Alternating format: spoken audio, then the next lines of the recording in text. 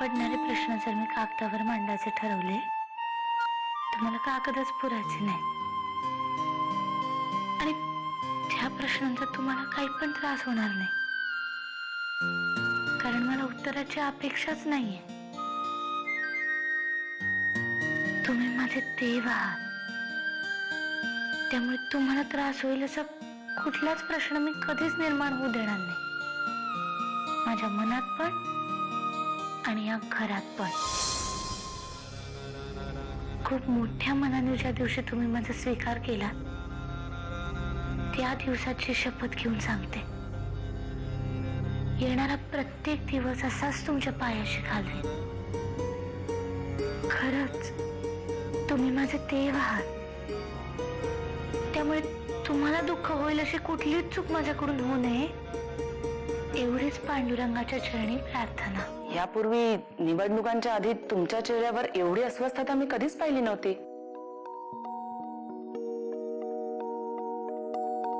याआधी तुम्हाला कधी पाहिलं होतं असं? का? मागच्या वेळची निवडणूक मला अगदी स्पष्ट आठवते. आणि त्याआधी थोडी थोडी आठवते, पण खरं सांगू, आज निवडणुकीच्या दिवशी तुमच्या इतकीच मी सुद्धा अस्वस्थ आहे. का ग? हो, का म्हणजे काय, या वर्षी माझं पहिलं मतदान असणार आहे. लोकशाहीने मला दिलेला माझा सगळ्यात महत्वाचा अधिकार. कॉंग्रॅच्युलेशन्स. म्हणजे चला, आमच्या पार्टीचं एक मत वाढलं तर. काल अख्खी बाटली रिचवली त्यांनी, काय परिणाम झाला नाही, पण नंतर जो उतारा दिलाय की नाही मी, हे पोपटासारखा बोलायला लागला. काय बोलले ते? कोणाचं नाव घेतलं? भवानी आहे ना, भवानी, तिचं नाव घेतलं. झालंच तर नरसिंहदादा, आत्याबाई, वाकणी, सगळ्यांची नाव घेतली. त्यात कसलं गुपित?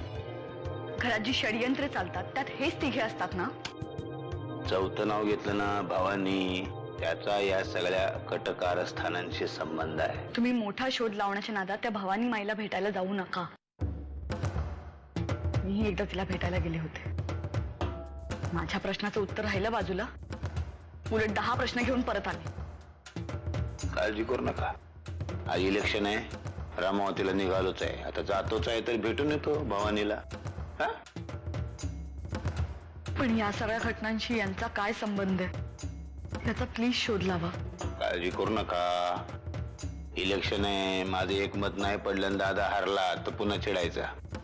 ठप्पा मारून येतो. गण्याला बरोबर घेऊन जाऊ का? तो कधीच बसला नाही ना एवढ्या मोठ्या गाडीत, तर त्याला. अगं मग जा लवकर, त्याला बोलावून आण. येते ते.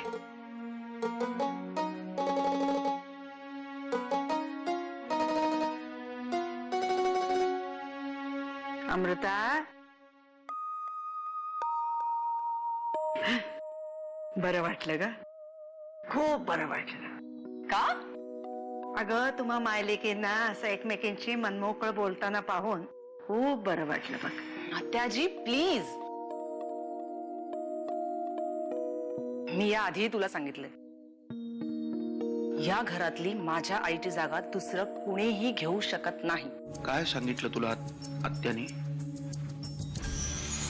तेच सगळं जे घडलं होतं त्याच्यामुळे तुम्हाला खूप त्रास झाला ना.